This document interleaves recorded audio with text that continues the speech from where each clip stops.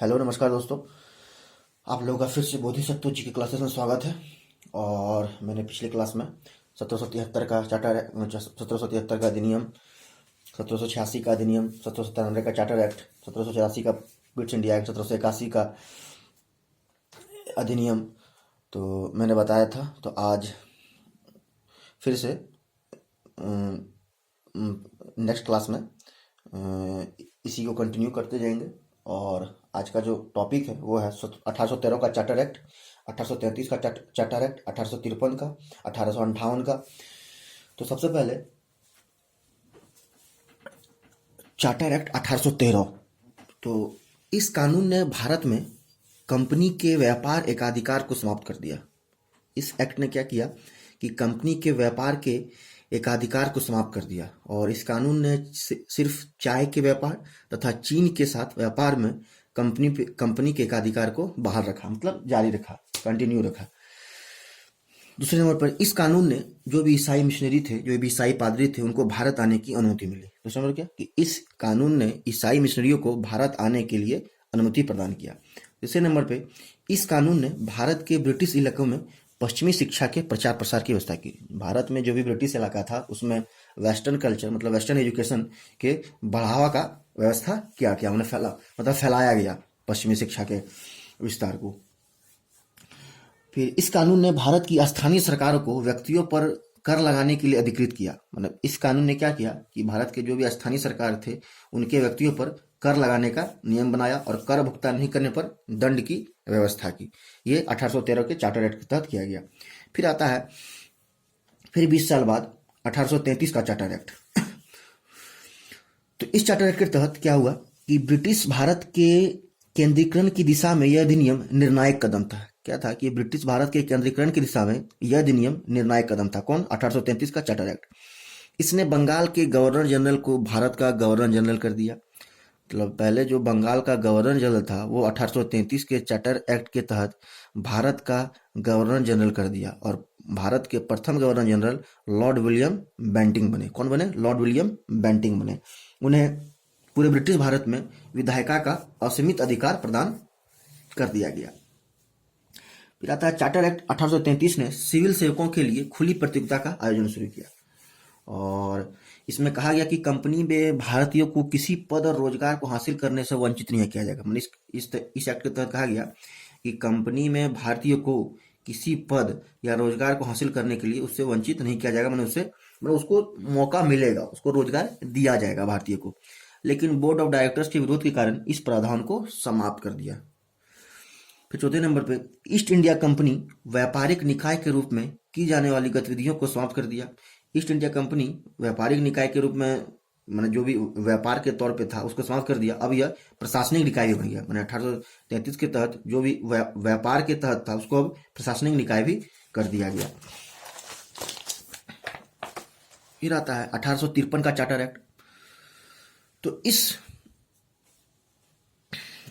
इसने पहली बार governor general की परिषद के विधायी एवं प्रशासनिक कार्यों को अलग कर दिया। इसने क्या किया 1853 चार्टर एक्ट की विधायी कार्य और प्रशासनिक कार्य को अलग कर दिया। और इस अधिनियम ने सिविल सेवकों की भर्ती एवं चयन हेतु खुली प्रतियोगिता का आरंभ किया। 1853 का चार्टर एक्ट। और इसके लिए 1854 में भारतीय सिविल सेवा के संबंध में मैकाले समिति की नियुक्ति की गई। और इसने प्रथम बार भारतीय केंद्रीय विधान परिषद में स्थानीय प्रतिनिधित्व का प्रारंभ किया। और फिर इसने कंपनी के शासन को विस्तारित किया और भारतीय क्षेत्र को इंग्लैंड राजशाही के विश्वास के तहत कब्जे में रखने का अधिकार दिया। और इसमें स्पष्ट था, 1853 में स्पष्ट था कि संसद द्वारा कंपनी का शासन किसी भी समय समाप्त किया जा सकता है। इसमें स्पष्ट था कि संसद द्वारा कंपनी का जो भी शासन है वो कभी भी ब्रिटिश सरकार के द्वारा समाप्त किया जा सकता है। आता है ताज का शासन। तो 1858 से 1947 मतलब ताज का शासन आता है 1858 से 1947। तो इस महत्वपूर्ण कानून का निर्माण 1857 के विद्रोह के बाद किया गया। तो 1858 का जो भारत सरकार अधिनियम आया वो जो 1857 का विद्रोह था उसके बाद ये आया। और इस कानून ने ईस्ट इंडिया कंपनी को समाप्त कर दिया। इस कानून ने क्या किया कि ईस्ट इंडिया कंपनी को समाप्त कर दिया और गवर्नरों, क्षेत्रों और राजस्व संबंधी शक्तियां ब्रिटिश सरकार यानी ब्रिटिश राजशाही को हस्तांतरित कर दिया गया। हमने ब्रिटिश सरकार अपने हत्थे ले लिया कि जो भी व्यापारिक कार्य, प्रशासनिक कार्य, जो भी कार्य होगा वो अब ईस्ट इंडिया कंपनी के तहत नहीं, अब वो ब्रिटिश क्राउन के तहत होगा, मतलब ब्रिटिश सरकार के तहत होगा, ब्रिटिश राजशाही के अंतर्गत कर दिया गया। और इस अधिनियम की कुछ विशेषताएं हैं। सबसे पहले इसके तहत भारत का शासन सीधे महारानी विक्टोरिया के अधीन चल गया। जो ईस्ट इंडिया कंपनी के तहत था वो ब्रिटिश महारानी विक्टोरिया के अधीन चल गया। फिर गवर्नर जनरल का पदनाम बदलकर भारत का वायसराय कर दिया गया। मतलब बंगाल का पहले गवर्नर जनरल से फिर भारत का गवर्नर जनरल हो गया, फिर भारत का गवर्नर जनरल से भारत का वायसराय कर दिया 1858 के तहत। और इसके पहले वायसराय बने लॉर्ड कैनिंग। कौन बने? Lord Canning. इस अधिनियम ने नियंत्रण बोर्ड और निदेशक कोर्ट समाप्त कर भारत में शासन की द्वैध प्रणाली समाप्त कर दी। इस बोर्ड ने क्या किया कि इस अधिनियम ने क्या किया, नियंत्रण बोर्ड और निदेशक कोर्ट समाप्त कर भारत में शासन की द्वैध प्रणाली समाप्त कर दी। और तीसरे नंबर पे एक नए पद भारत के राज्य सचिव का निर्माण किया। मैंने 1858 के तहत एक नए पद राज्य सचिव का सृजन किया, जिसमें भारतीय प्रशासन पर संपूर्ण नियंत्रण की शक्ति उसमें थी, शक्ति निहित थी। और यह सचिव जो ब्रिटिश कैबिनेट का सदस्य था, यह सचिव क्या था? ब्रिटिश कैबिनेट का सदस्य था। तो दोस्तों मैंने 1813 का चार्टर एक्ट, 1833 का चार्टर एक्ट, 1853 का चार्टर एक्ट जो हर 20-20 साल में हुआ, और 1858 का भारत सरकार अधिनियम बताया।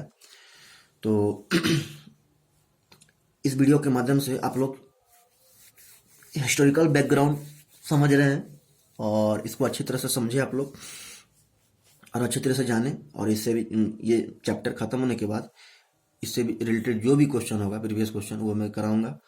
और इसको आप लोग अच्छी तरह से समझे, 1-2 बार वीडियो सुने, और फिर नेक्स्ट वीडियो में इसके पार्ट 3 मैं फिर से जल्दी लेके आऊँगा। और इसी तरह पॉलिटिक कंटिन्यू चलती रहेगी। तो इसको आप लोग समझे दोस्तों, और इस चैनल को आप लोग बहुत सारा प्यार दें। इस चैनल का नाम बोधिसत्व जीके क्लासेस है। धन्यवाद दोस्तों। जय हिंद, जय भारत।